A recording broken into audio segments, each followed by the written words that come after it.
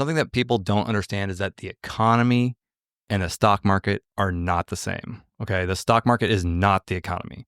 Many people think that that's intertwined and it's the same thing. It is not. They completely operate separate from each other and have really nothing to do with each other. Yes, they can trend in the same direction if the stock market crashes. I think the stock market is probably closer tied to the economy than the economy to the stock market. So people freaking out right now saying that they're really backwards because the stock market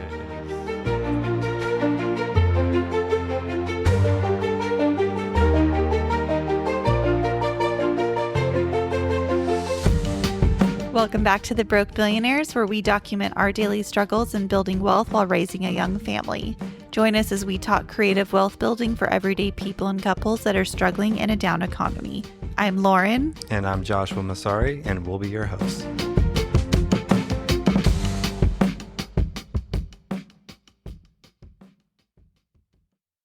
Welcome back. Welcome. Here we are. Once again. We've made it to... this is 24, 25, or we're a quarter. 25. This is 25. 25. So actually, this may actually be episode 24, but we've recorded. This will be 25 episodes recorded, which is a quarter through our commitment to the pod and what we're committing. That sounds like Love is Blind. The podcast. I don't know. The pod. That works. Got some fun updates this week. Are they really fun? Well, a couple of them are. A couple of them not so much. Let's start with the fun ones.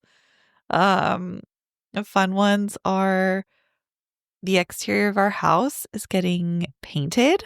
The house we've been working on for so long. The current project that we keep talking about, talking about. We are getting very close. Very close now. We actually are finishing up painting this week. The exterior. Landscaping got done. So that was... And then it was beautiful new grass in the front yard, and it was getting painted, and it was just looking, Wisteria Lane looking all it really cute. Was. That tree was... And then this beautiful tree that I spent half a day cleaning a few weeks back, pressure washing all those cobwebs out of it and getting it all cleaned up. And gardeners got the landscapers got all the grass put in, left the water running, said let it run for an hour, let it soak in. My alarm went off, and so I went to go turn the water off, and went to go check it out, just, checking things out. See what it looks like. And the beautiful tree in the middle of the landscaping was on the ground. Completely uprooted and on the sidewalk. So this is like a 50-year-old tree. It's not something we can just easily replace either. So that was very unfortunate. And this tree, I don't even know if I ever told you this. You probably remember this picture, but the day we closed on this house, we must have been we were close to having Isla, our daughter, and I wanted a picture pregnant in front of this tree, and I had this idea of when the house was done, I was going to do a here she was in my stomach, and then here she was. I mean, we didn't think she would be this old taking the picture. We thought we'd be done with this project a lot faster. But regardless, I wanted to do an after picture of the house completed with her. And now we can't do that. You can. There's not going to be a tree. Right now there's a big stump. That tree. I guess it makes for a funnier story. So now we have to decide what we want to fill that space with, if we're going to replace with a different tree. Well, we have to. We can't just keep the stump there. So it's going to have to be a different tree. Well, no, but we talked about just putting in grass, didn't we? Yeah, but no, we need the shade. We do need the shade because... It needs a shade because the front yard is going to be once it's all fenced in, it's going to be a kind of a play area for whoever's renting it. So there gets a lot of sun in the front. It gets a lot of direct sun. And to that point, we decided to paint the house black, which is going to look super cool. It's going to be black and cream and then have some wood accents, but we had to get special paint because I was really concerned because it's a west-facing house. It faces northwest, so it gets all the afternoon sun. And I always see black houses that look beautiful when they paint them, and then a year later they're faded and they have to repaint them. Yeah. And I didn't want that, and so I was really concerned about that. But our paint guy came through with this this stuff called what is it called? It is called, it's by Rust-Oleum. It's called Modern Masters Theme Paint. And this is the paint that Disneyland and all the theme parks use for all their rides and attractions and everything. And it's a fade resistant ink. So it's got like a UV protectant built into it and it resists fading. We'll see how well. Hopefully we don't have to repaint it in a few years, but This solves so the it gets a problem lot that of we sun. had. So we gotta get another tree, but we're probably gonna look at doing like a nice like a fruitless olive tree that'll kind of elevate the space. The other tree we had that was in there kind of had an olive tree I don't look even know to what it. kind of tree it was. I don't but either. Man, it was. Once you cleaned it up, it looked so nice too. Yeah, it was cool. Yeah. Oh well, that's a fun little. One step backwards and two step forward. So just keep this whole project has been that way. I feel like. Yes. So, but been the theme of the project for sure. Painting should be complete in the next couple of days. We got the back entertaining patio, which is a massive patio. It's 800 square feet. Just finishing up the ceiling, the cedar ceiling on that one, and we've got the barbecue and I'll call it the Champagne Island. Yes. Those are supposed to be delivering this week. I'm so excited to see this vision come to life. Yeah. Hopefully it works out the way I have envisioned it. Yeah. Hopefully we'll have some opportunities to host some parties or something like in between guests or tenants or something that we can actually utilize it. But it's coming together and very, very close. So we should be hopefully calling for final inspections in the next few weeks and getting everything all wrapped up on this and then moving on. Yeah. So we'll be getting this. We'll really start pushing the marketing in the next couple of weeks as we are able to get like completed photos of everything and can really start ramping up to get a tenant in there, either tenant or guest. I mean, at this point, we're not sure if we're going to go a 12-month unfurnished rental or do the furnished rental. We'll see what the demand is and kind of go with what the market wants to do. Yeah, I think that's the best plan of action there. Yeah. Let's see. I can't believe we're already like a week into April. But this is, like we said on our last week's episode, this is a make it or break it month, which is hasn't changed. It's just farther into the month. Still pretty scary. Yeah. Yeah, nothing has changed. Stress levels are at an all-time high. Stress levels are so high that one of us ended up in the hospital at about 2 a.m. a few days ago. Okay, to be fair, the only reason that happened in the middle of the night is because our son woke us up or woke me up. That's the only reason it happened in the middle of the night. Okay, so before going to bed, we were, I don't know, watching TV, doing something.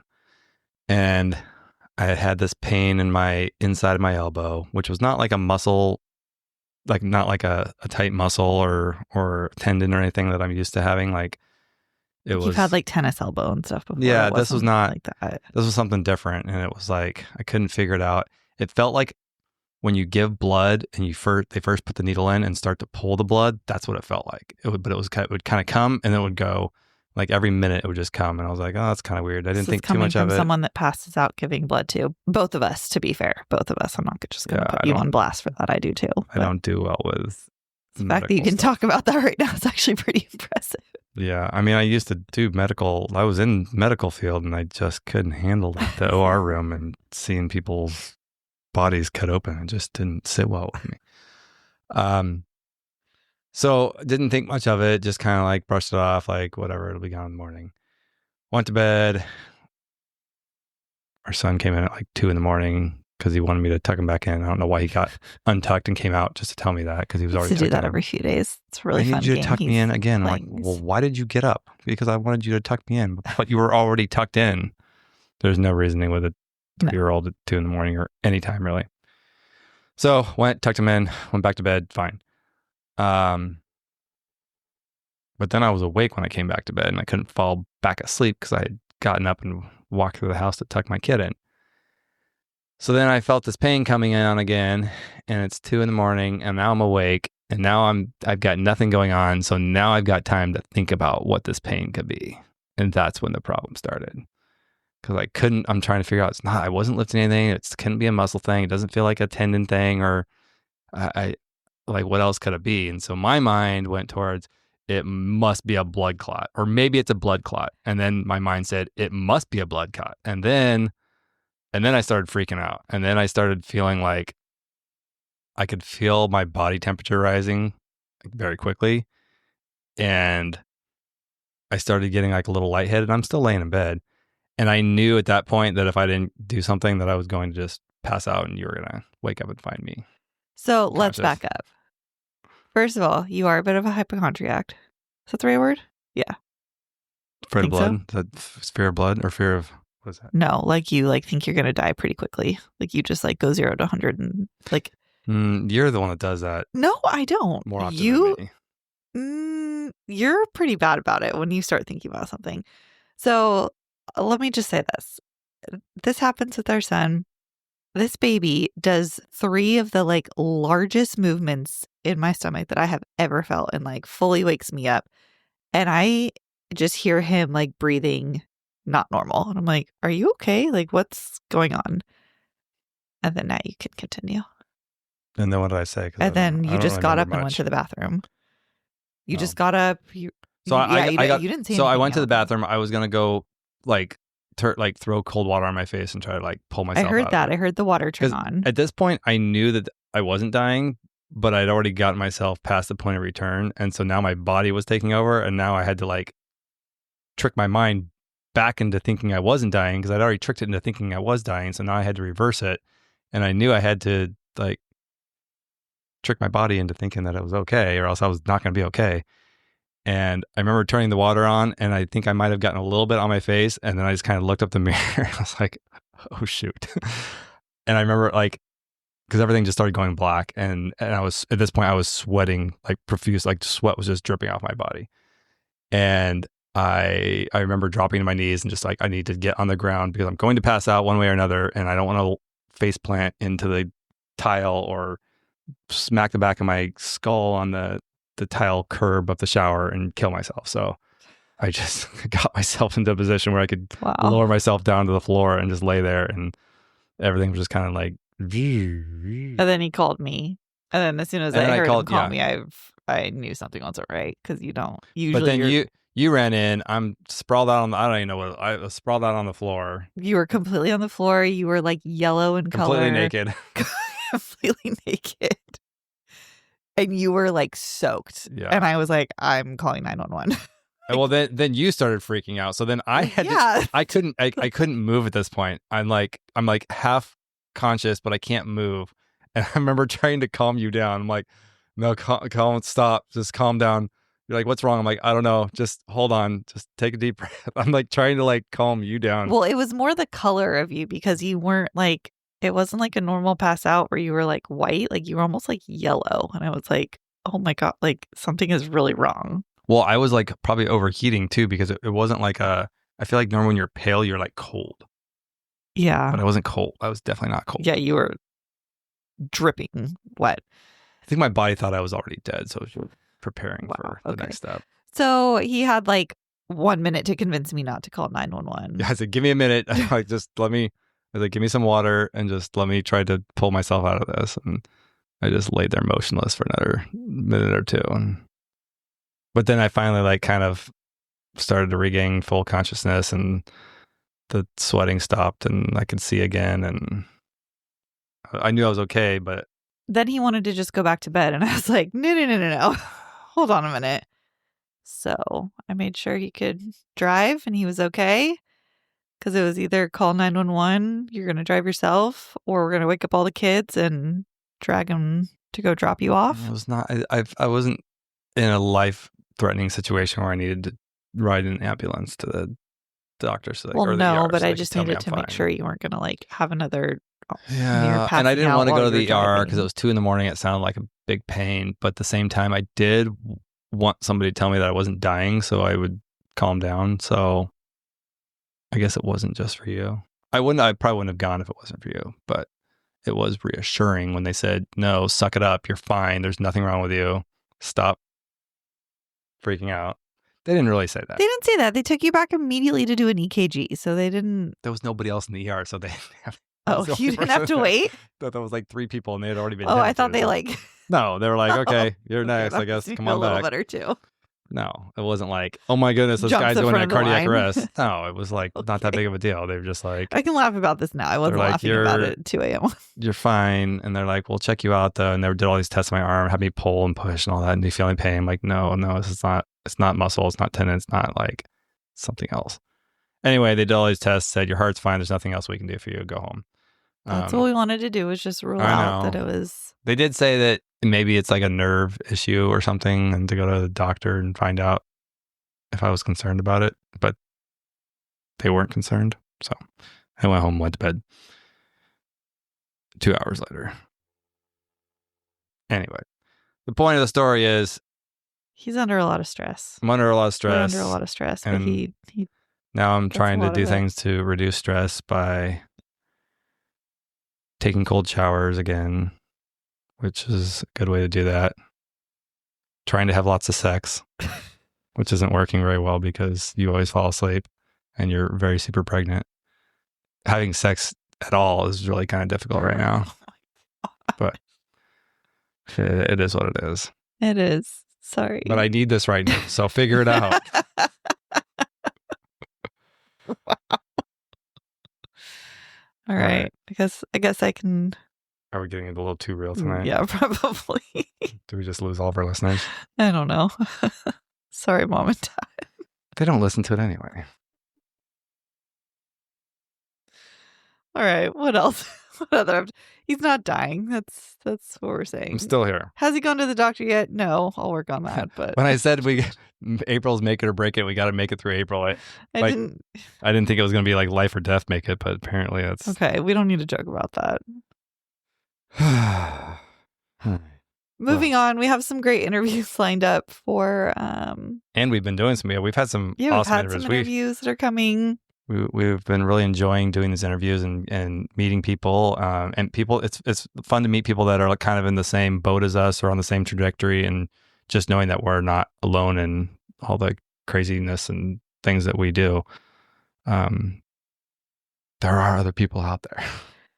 There are. It is starting. Which I said before we started this, you didn't think there was. You're like, we're all alone. We're the only ones doing this. We're all the only ones dumb enough to do this type of stuff and blah, blah, blah. I'm like, no, there's probably more people out there that make sacrifices too. Like, and now, like, since we started doing this, we've heard a lot of people like reaching out to us, meaning like, hey, we're in the same boat. Like, we've gotten a lot of like positive feedback like that. We've got, interviews now we're doing with stories that are similar.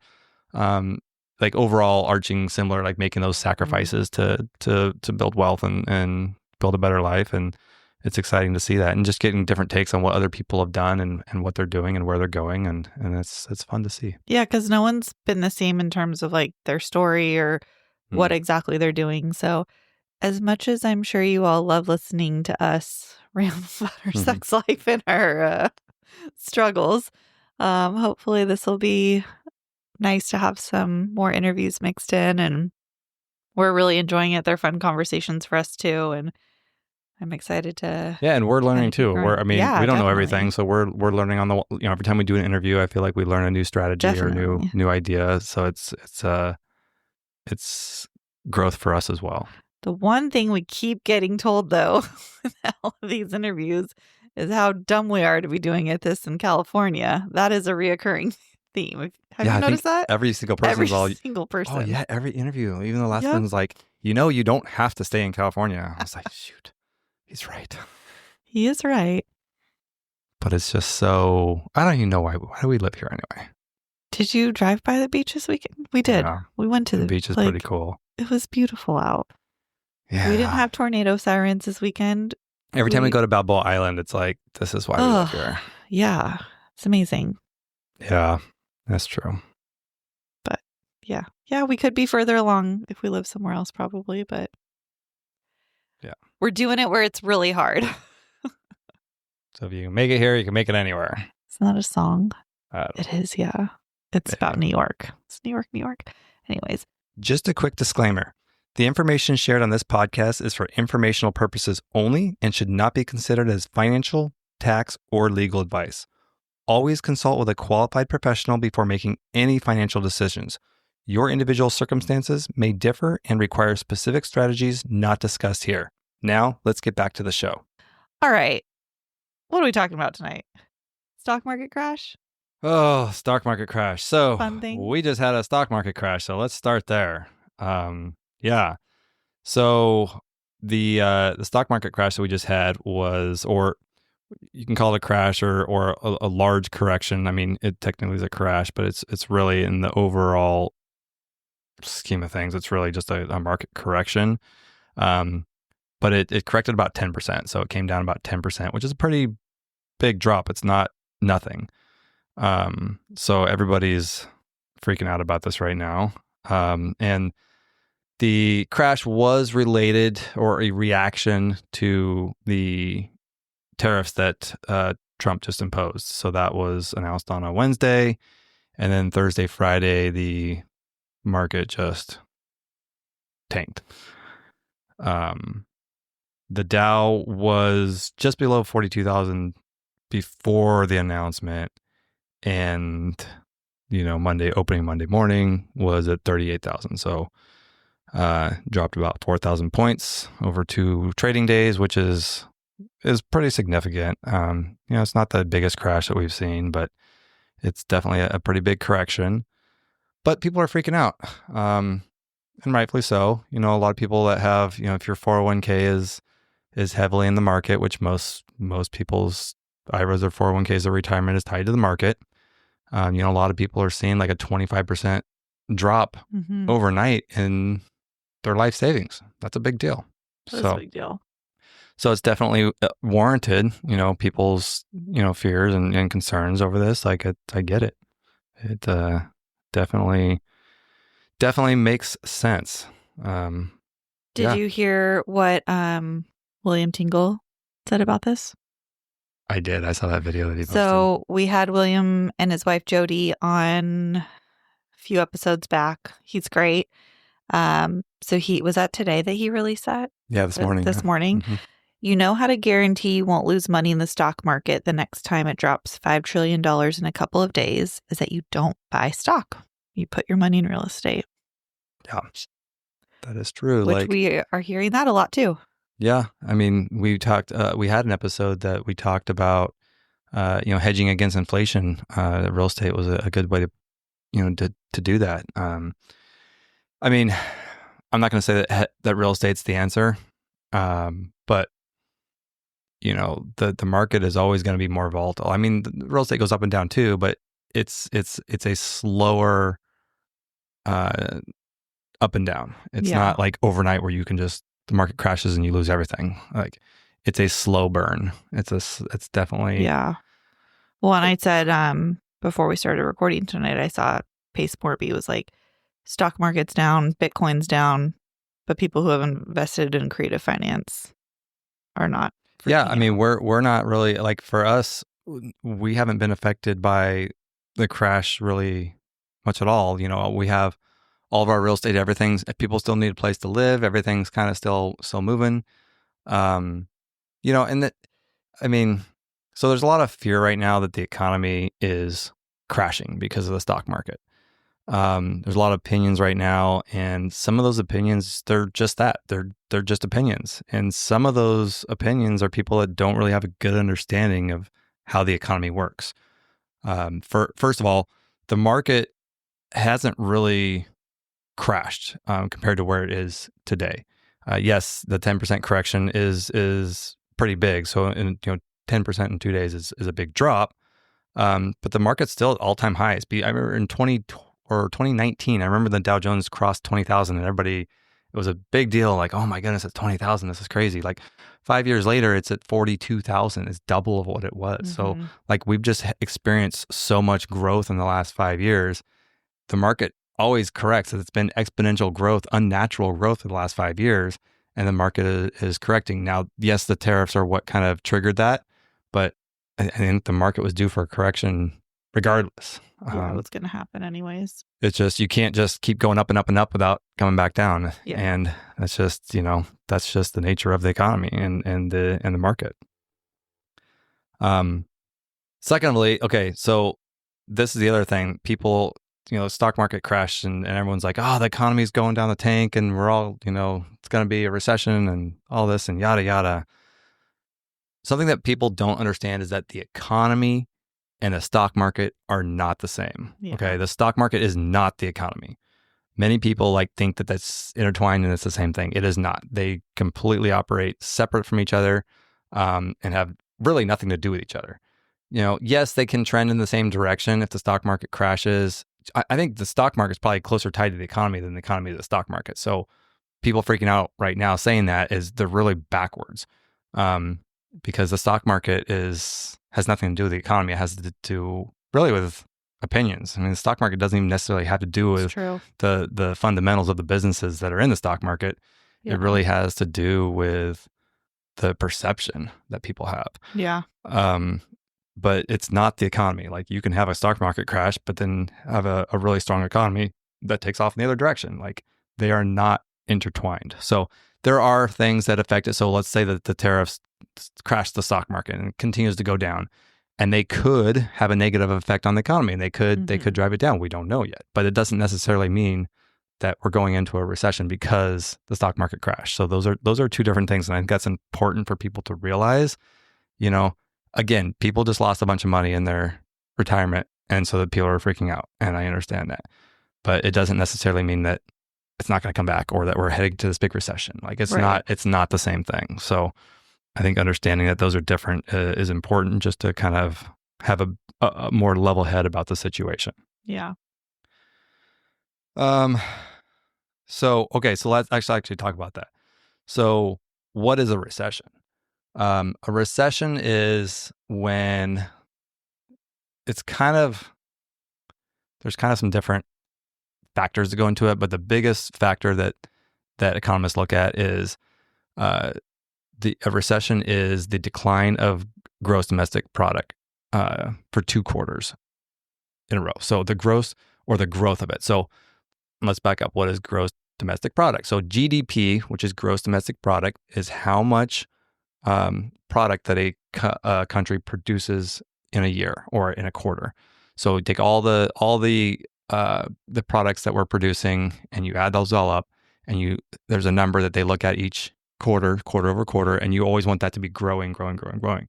When that number, that growth number, is in a decline, so you have a negative number, that's the first indication that you're going into a recession. Now, if that happens 2 quarters in a row, that's generally widely accepted that the economy has gone into a recession. And there's other factors they look at too, like unemployment and spending and things like that. But GDP is the first factor that they look at for what a recession, why are we in a recession or are we not? We are not in a recession right now. We haven't had 2 consecutive negative growth quarters on GDP in a very long time. So when was the last time? 2008. Okay. So we have had, so 2020 there was a drop. So the year 2020, that was actually negative GDP output from the year before, but I think that was just 1 quarter because the world stopped. So there was no GDP for a whole quarter when COVID hit. But then after that, it was took off like a rocket ship. Yeah. And even though the overall year was down, I think each quarter after that was showing growth. So we never actually had multiple quarters where we actually went into a recession. And it's been climbing ever since. It has slowed down though, so that's why they're saying there's an impending recession, because that annual growth percentage has slowed down. I think it was 2.3% or something last year, and the year before was 8 or 9%. So it's definitely slowing down. So that's why we're saying, okay, if it's slowing down and then we go into a negative growth period where we're actually producing less than we did the year before, or on a quarterly basis than the quarter before, now you're slipping into recession territory. Now, depression, which is basically a recession prolonged. Scale. Yeah. So depression is more like a recession. So you go into a recession period and it just keeps declining. you go on for a couple of years at a time. So I think it's usually like 3 years. If you're in a recession for 3 years, that's considered depression. I mean, 3 years things just keep declining. That's pretty bad. Mm-hmm. So that's what defines a depression. And obviously, economy and unemployment gets really bad during depression. So they also look at those factors as well. But it's basically a recession that's just lasted for 2 to 3 years. I think 3 years is kind of the metric that they look at. Crazy. Yeah. So, who knows where we're going? I don't know if we're going to go into a recession or not. We are, the last 18 months, we've definitely been kind of trending toward that, or there's a lot of data pointing towards, things slowing down and that we are heading that way. A lot of that, interest rates play a lot into that too. Mm-hmm. So that's slowed down spending, everywhere. And so that factors into it. There's a lot of things that could happen. We don't know what the government's going to do. We don't know what anything's going to, we don't know. So it's hard to know where we're actually going. But we'll see, and we'll kind of get into that today. And it's hard to like with stock markets crashing and taking off. Like it's so hard to like time this stuff. You just never. It's the hardest thing. If it was easy to do, everybody would do it, and everybody would be billionaires. Yeah. We had a situation in 2020. We had when the stock market was crashing on its way down. We had about $30,000 in Tesla stock at the time, and I thought it'd be a good idea to pull it all out and then wait till the market got to the bottom and then buy back in and have more shares. So when it came back up, So everything came down. The market was still going down. It hadn't really seemed to bottom out. It was still really volatile. We had already sold it all and were just sitting on cash in the account, just waiting for the time to get back in. Well, Tesla decided to do a 5-way split on an earnings. I think I was waiting for the earnings call to see what was going to happen. Like, okay, how are things going? Should we push back in? They did a 5-way split and announced this. And then the market opened and it was too late. Overnight, took off to the moon and missed that opportunity to get back in. And the 5-way split, I mean, it just made that stock go crazy for whatever reason, which really doesn't make a lot of sense because when you do a 5-way split, it doesn't really mean anything. It doesn't actually increase the value of the company. It's a good sign, but it doesn't actually mean that much. But the market always reacts to it. And long story short, we did buy back in at some point, but didn't really get many gains. But that if we had just left our money in and never touched it and let it go all the way down, not touched it, 1 year later, that 30,000 would have been worth 150,000. It's a tough one. Tough one to swallow. So I just don't even play the timing game anymore. It's so hard. I'm so bad at it. You were doing it for a while too. You were pretty into it. I was doing the options tradings, but I still wasn't great at it. It wasn't like. It was a lot of time. It's so hard to time it. Yeah. That's why I like things I can control a little more. And it's a gamble. It really is a gamble. Yeah, but I like things I can control a little more, and then maybe just are a slower increase, but I know that they're going to continue to increase and go in the right direction rather than trying to play the timing game because it's just volatile thing. It's so hard. Yeah. But I will say we have very little market stress. I was going to say we have very little stress about the market right now, but we have stress in other areas of our life, obviously. Yeah. But because we don't have a lot in the market right now, mainly because we sold it all because we're so broke to get by. But we pulled out a good time. We pulled everything out, and the market was up, and hey, now it's down. So I'm glad we pulled out when we did. Yeah. So that it just been an extra layer. Yeah. But we have very little exposure. We still have a little bit in the market, but we have very little exposure at this point. So seeing this happen, it doesn't affect us. It's just like it really has no bearing on us. So the market can be stressful if you have a lot of money invested in it and something like this happens. Our 401k doesn't have anything in stocks. Yeah. We have an IRA that has some money in stocks, but the 401k has nothing in stocks. It's all in real estate and hasn't changed from last week. Yeah. The value hasn't changed. It's good. So, yeah. Hey guys, if you're finding value or just want to follow along on our journey, make sure to hit that like button and subscribe. That would help us tremendously. You can also follow us on Instagram at The Broke Millionaires and be sure to share with your friends. Now, let's get back to the show. Let's segue into the big topic of the week that is causing like protests and all the things. Tariffs. Yeah. Let's talk about tariffs. When I say that, I just think back to like a long, long time ago. Sounds like something from the 1800s. Well, actually, it is. Oh. So, Look at that. tariffs were originally, the U.S. actually had no tariffs originally. No, actually, no, I take that back. We only had tariffs back in the day. Yes. So the government was originally, the income that the government generated was strictly from tariffs. That's how the government got its money. It taxed incoming goods from other countries, and that was what funded the government. It wasn't until the war, I believe it was the Civil War, that the IRS even came about. And the only reason they created the IRS was to fund the war, was to create extra income for the war. And so that's when taxes started, and they just never went away after that. So then what's the purpose of the tariffs? It's income for the government.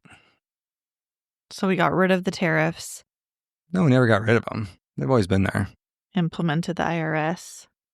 No, we had the tariffs. That was funding the government. Then there was a war, and they needed more money. So to raise more money for the war, the government created the IRS to start taxing people to fund the war. And then after the war, that just never went away.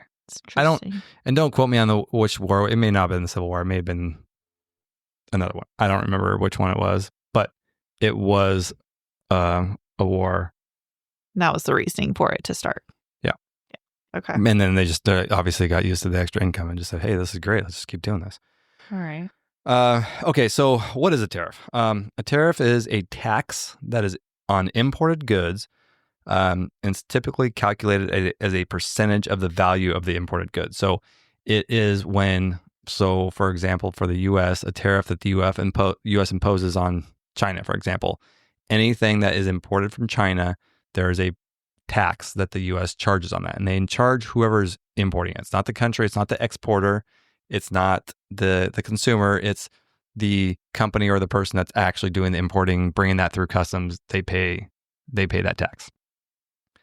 Now, it does get passed along to the consumers because that whatever percentage that tax is basically like an additional cost of goods. So they just increase the price. And so the consumers end up eating that at the end of the day.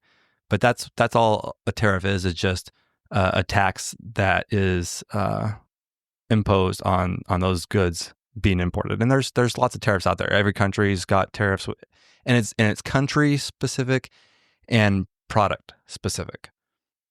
So I didn't realize. Okay. Right. It's not just like a generalized percentage that everybody pays. It's we're charging this percentage for anything imported from China, this percentage from Canada, this percentage from Mexico. Okay. And it can only be, it doesn't have to, sometimes it's on all items, or it could just be on specific items like aluminum or steel or vehicles. Okay. Or, food. Oh, I didn't realize that. Mm-hmm. Okay. So it's very like all over the place. Okay. And different for all of them. Yeah, it's different for everybody. And those countries also have tariffs on anything that the U.S. exports to those countries. So whoever's importing those has to pay a tariff as well. So it goes both ways. It's a two-way street. And the numbers are all over the place. They're not the same. They're just kind of all over, and it becomes kind of whatever is negotiated. So that's what a tariff is, and it does a few things. It's obviously one, it's revenue. Mm-hmm. That's been the source of revenue for our government since the beginning of time of our government. But it's a tax that creates income for the government. It also protects domestic industries, and this is why Trump is saying that he's doing this, is because he wants to bring jobs back to America. Right. So putting a tariff on imported goods makes them more expensive, because now if you got a 25% tariff on whatever product to bring in, that makes it less competitive compared to domestic, because now the domestic doesn't have those tariffs. So it's a way to bring manufacturing back into a country and keep a country more self-sustaining. So that's kind of the idea that Trump has, is bringing more jobs and job creation. Will it actually work? Who knows? It's really hard to say.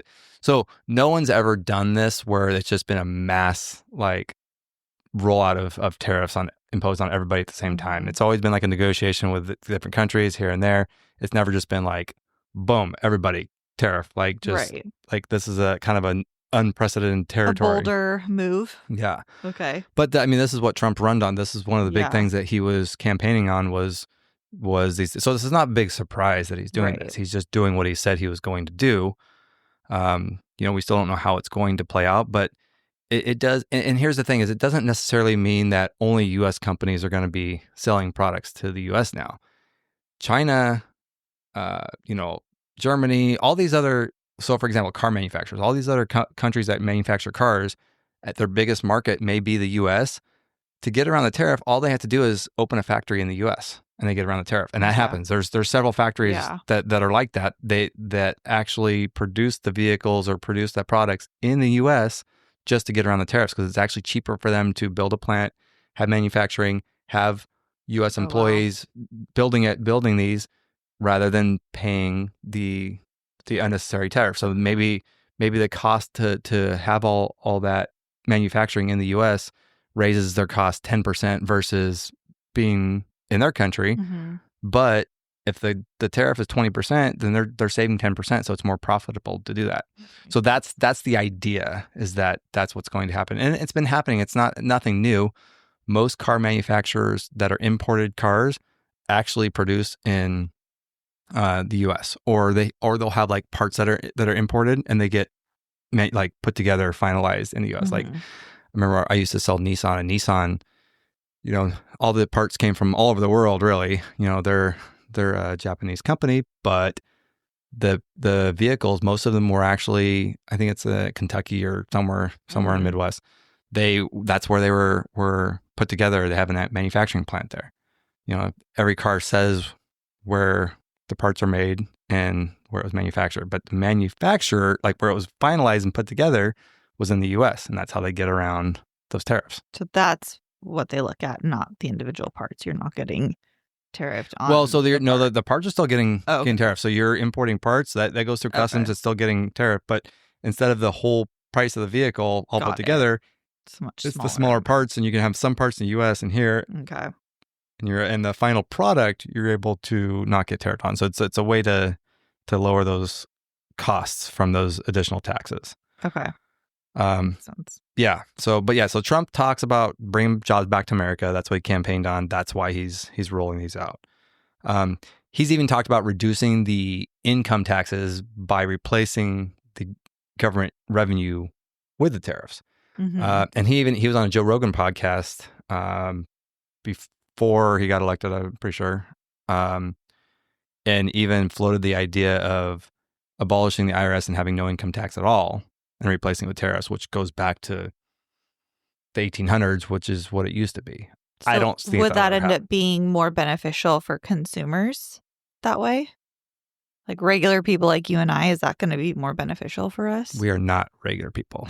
That's true. Regular people don't do dumb stuff like us. But that's very true. I mean, it's hard to. There's so many factors. It's hard to know. Yeah. I don't think. I mean, you're paying for it one way or another. So you're paying for it with the tariffs because now cost of goods that you're buying are higher. So you're paying for it there. So even if the income tax is reduced, it's not like you're not paying for it. You're just paying for it a different way. But the idea would be that there's not tariffs and income tax. Yeah, because now we're getting almost double taxed. Right. If I think part of if your products go up and your income, I don't think people think that far into it. Oh, we just did. I don't think people actually look that far. Then they just, I really don't. They just see that. Well, I don't think they realize that. I don't think they realize that tariffs are just another form of taxation. You're paying for it one way or another. Yeah. But the idea is that it brings jobs back to America and creates more jobs. So you're bringing jobs back into the U.S. with manufacturing and creating more job growth. So that's supposed to be the big benefit again. we don't know. We won't know how it's going to play out. No one's ever done this before, so we don't really know how it's going to happen.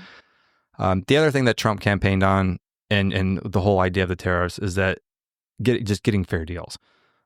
Some U.S. goods in certain countries are taxed really high going out to the other countries. They're taxing us with tariffs, but we're not taxing them coming back in, or not taxing them as high on stuff that's imported back our way. So it's not a fair two-way street with a lot of these deals that are negotiated.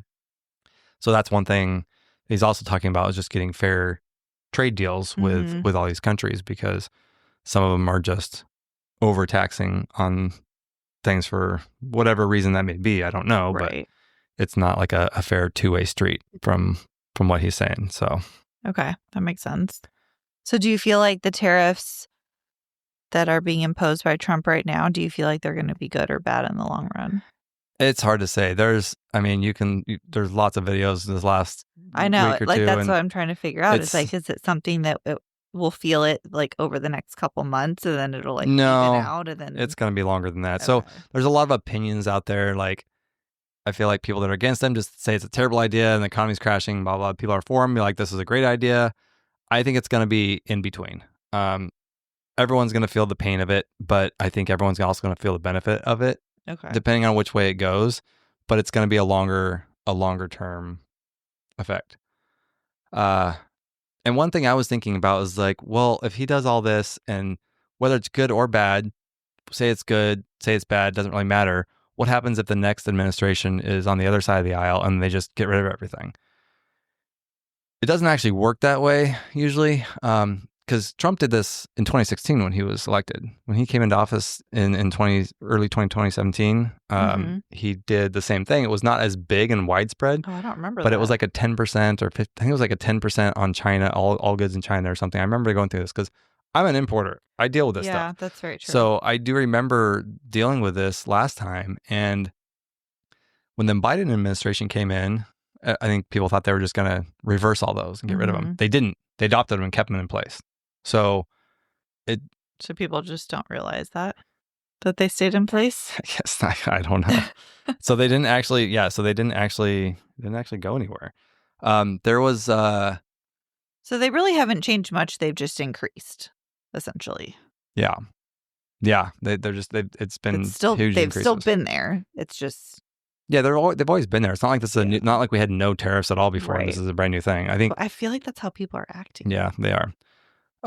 But it just maybe people aren't educated on it and don't understand I'm not the most educated. How it's going to affect them, and people just don't know. You don't know what you don't know. But everybody sees things on social media and just wants to, go with whatever the hot topic is and pick a side. And gets you really riled up. Pick a side and get all riled up about it. Yeah. I like to stay in the middle and just be like, does it affect me? Does it not? Yeah. It's nothing we can do about it. How's it affecting my day-to-day life? Yeah. Today, it's not. Yeah. So, we really don't know how it's going to affect us. But right now there's what's called a trade war going on. And what the trade war means is when a country imposes a tariff on another country and that country doesn't like it, of course they're not going to like it, they retaliate and they say, okay, well, fine, we're going to, impose a tariff on you. So U.S. says, we're going to tariff you 25% for this product. And that country says, fine, we're going to tariff you 30% for that product. And they just go back and forth and it becomes a war and everything is spit up and everyone says, okay, let's calm down.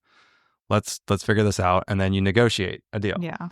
And the negotiations may not always be economic. It may be other things that come into play as well. So, I don't know what those negotiations always entail, but, there may be political reasons or, other benefits that come out of these deals that are negotiated. And the idea is that you get it negotiated down to what's called free trade, where there's no tax going either way. And you just have free trade across borders. Does that actually happen? Yeah, it does. There was lots of there's countries that we had 0 tariffs on before this was enacted. So, but free trade is where both countries have a mutual agreement and have zero tariffs on either certain products or all products. But it depends on what each country has to offer too. So if one country needs a country a lot more, there may be a slight tariff on one side, not the other, because one might be more reliant on the other. So, there's negotiations look different for every country and every product, and it's really kind of all over the map when it comes to those trade war negotiations. Okay. But I mean, ultimately, right now, everyone's going crazy, and all these tariffs are getting thrown around and climbing up and up and up. But all these negotiations are going to start happening, and ultimately, with all these negotiations between the U.S. and these other countries, these tariff rates are likely going to come down Right. at the end. So, like, long term, they're not going to stay what they are right now. That's just kind of like Trump throwing it out here, slapping these tariffs and saying, "Boom, here you go." And it's like, okay, everyone's like, "Whoa, whoa, whoa." Now Now let's figure that. Yeah, let's have a conversation about this and figure this out. Okay.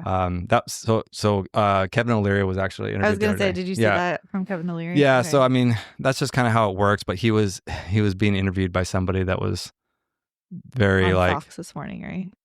I don't know if it was Fox or not, but they were like really putting him in his place, and like he kind of like came back at him like, basically, you don't know what you're talking about. Yeah. And this reporter's like, well, everybody else is saying this, and like. And so he like kind of educated them on how this actually works. But that basically said, hey, this is going to be, we don't know how it's going to play out because it's never been done on this scale before, but this is just going to, ignite negotiations and people are going to come to the negotiating table and figure this out. And, right. These are going to come back down. We don't know where they're going to end up at, but they're going to come back down. Right. And so, okay. So like you said, consumers really are the ones that ultimately pay the tariffs. And so that's part of why people are freaking out so much, because our cost of goods, everything is going to increase so much, right? Right. Yeah. Ultimately, the consumer ends up paying those extra taxes because, like I said, it's like an additional cost of good for the importer. So 20% tariff, that's an extra 20% on the cost of bringing that product to market. So they're obviously going to pass that on to the customer. They're not going to eat it. Right. So in the end, yeah, the consumer is the one that pays those just through increased prices. Okay. I mean, it's not a whole lot different. The consumers end up paying for it regardless. You pay prices, higher prices in inflation. You pay higher prices from tariffs getting enacted. Like you pay higher income taxes. One of the three, it's all just it's all just a different form of tax. Yeah. Tariffs are taxes, but they get passed on to the consumer, so the consumer pays a higher tax. Inflation is, the overspending or the overprinting of money, and basically trickling down to the consumers or the citizens paying higher prices for everything to compensate for that, and that's just a hidden tax. It's another way of taxing. It's just not as obvious as raising income taxes because that's the first thing you see. So it's a lot more obvious than these other forms, but it really is all just additional taxes that consumers and citizens are paying. That makes sense. So at the end of the day, we're screwed no matter what. Now, if there's a balance that maybe has more benefit to it, then that's obviously the goal. And I mean, we'll see. We'll see what happens. Okay. But we always get stuck holding the bill no matter what. Yeah, it's very true. Very, very true. As far as the economy goes, I mean, the economy has been very stop and go,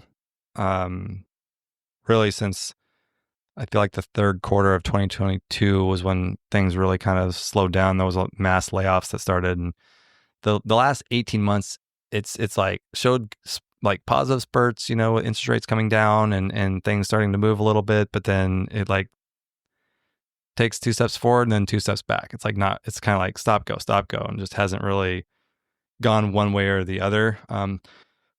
But GDP growth, it hasn't declined. Like I said earlier, it hasn't declined for 2 consecutive quarters, but it is tightening up. It is getting closer, and that's why they say there's an impeding recession coming.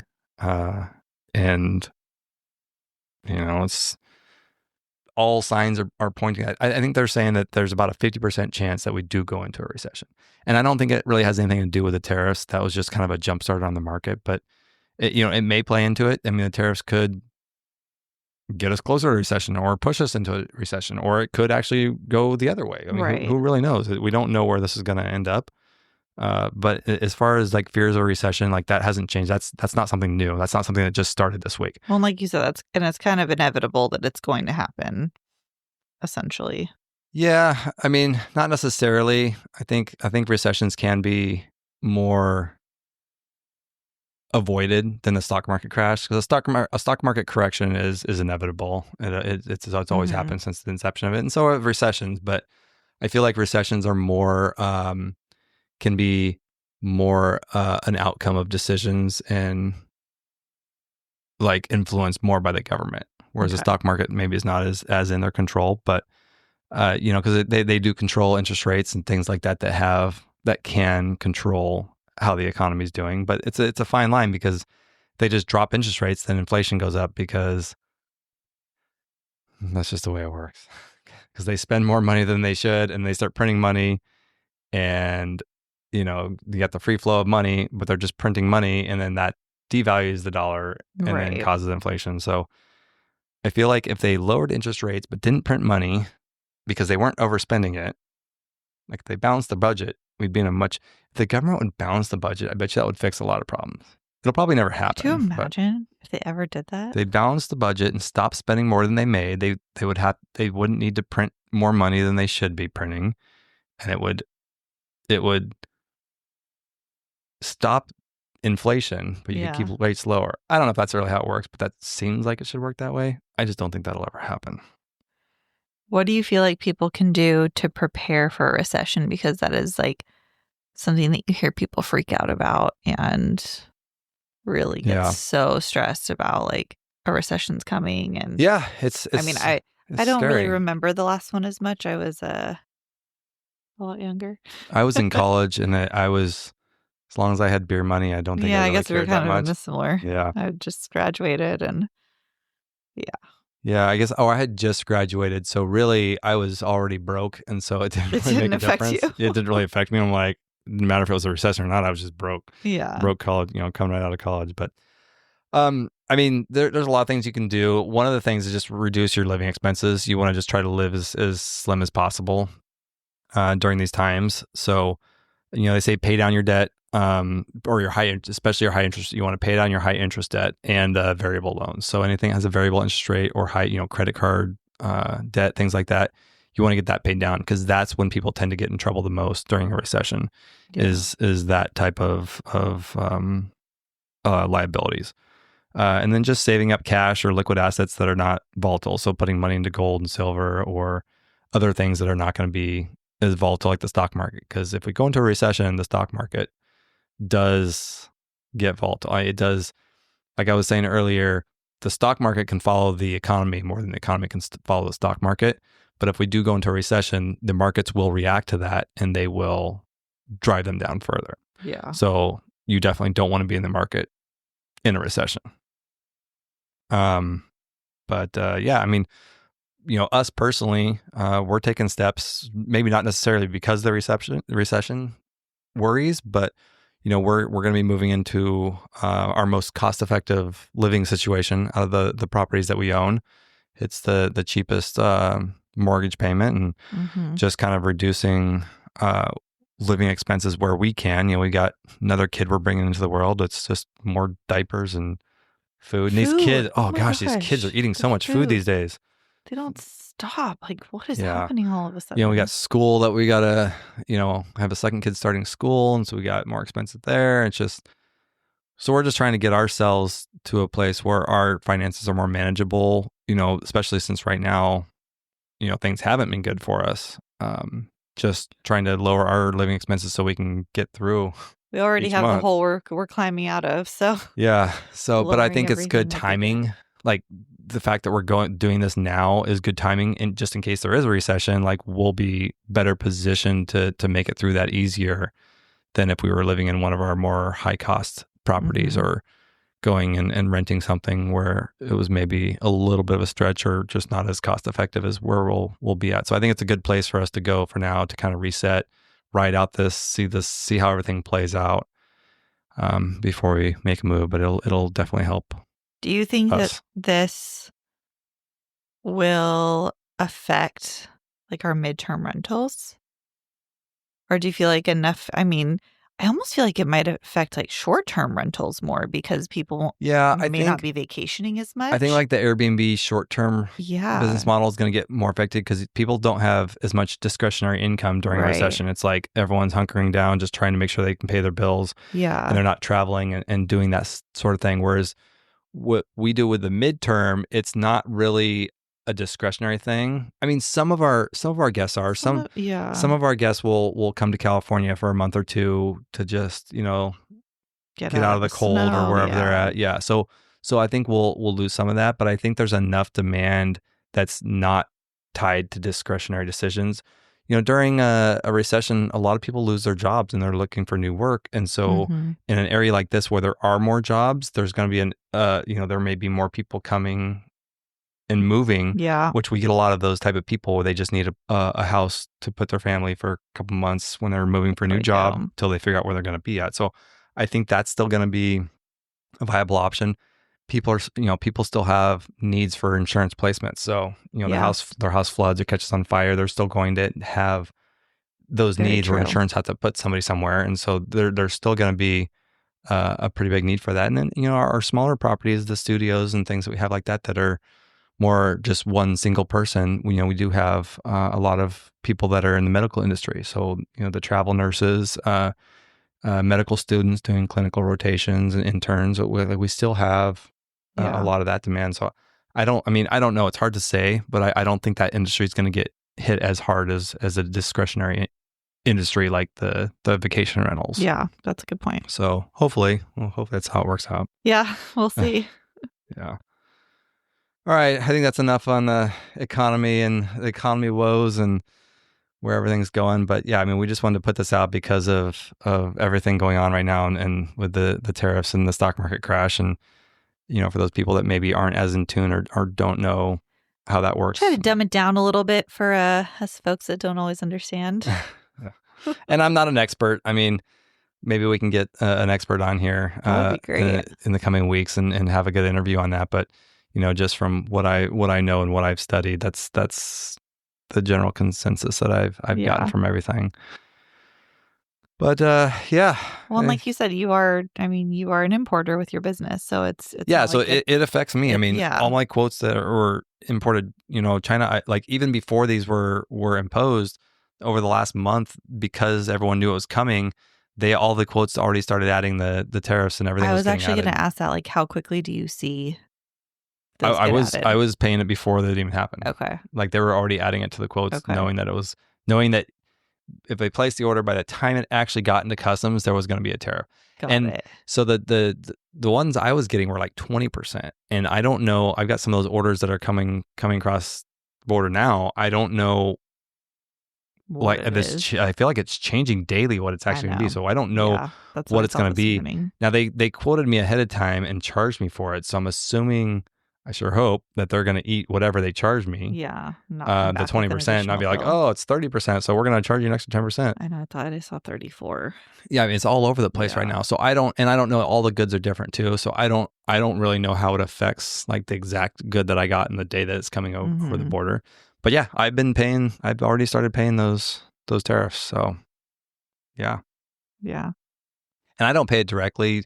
Most of the importing I do, the manufacturer takes care of everything because it's easier. I've had to do it. It's a pain. They're used to it. So, but I still pay it. So they give me their quote, and I pay an additional Right. 20% on top of whatever that quote is, Okay. and then I pass it on to the customer. So I've been having customers like, "Oh, does that include the new tariffs?" I'm like, "Yep, you're covered. It's not going to jump up on you, so I'll Mhm. hold that price for you." Yeah. But yeah, so it's definitely, but it's still cheaper than a lot of these products are still half of what it costed to produce it here in the U.S. So people are That's still yeah. they're still gonna pay it. Yeah, that makes sense. Yeah. All right. Any final thoughts for No, I don't for think so. today? I just want to, reiterate, like, if you or someone you think would be a good guest on our show, we are taking applications right now for people. Not really applications, just send us an email. Give us your story, give us your backstory. Make sure it's relatable. I mean, we Yeah. do want to make sure it's a relatable topic, and we're not just gonna take anyone, okay? Yeah, we've actually had a lot of people reach out, and we're not taking it. No, we're definitely not We're taking like, everyone. I think you're just trying to like get in front of some ears, and you have nothing to do with what we're doing. Yeah. So we're not just taking anybody. It's got to be something We relatable. want to make sure that it's still bringing value to our listeners and a relatable topic. Yeah. So if you're an entrepreneur and you started a business and figured out the way to make money with, a new idea, or you just, bootstrap something until you built it up and then sold it, or, you've got some investing that you do, whether it's real estate or something else, or maybe in the market, anything, we're just looking for, entrepreneurial stuff, or strategies and ideas, and, creative investing, ideas, and creative tax planning. So we kind of bring all three of those together. So and some sacrifice, and with a backbone, or like a backstory with some sort of sacrifice, because that's really been the theme of our show, is just sacrifice. We're making sacrifices, and we like to interview people that have made those or are going through those sacrifices to better their lives, build wealth, and create a better future for themselves and their families. Yeah. And I think too, we're always open to questions. So if you have any questions from anything we talk about, please feel free to email us or send us a DM.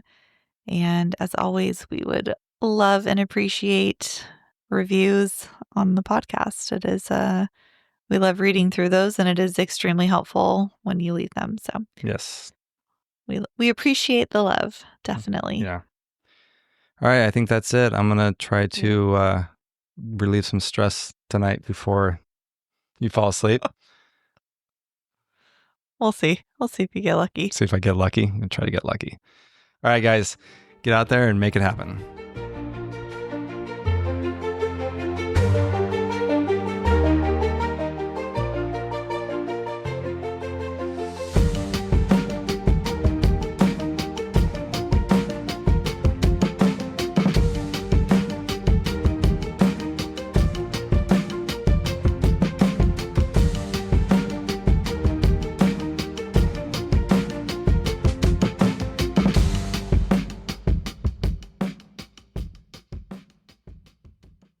Thanks for listening. This has been a production of Rebuilding the Dream Studios.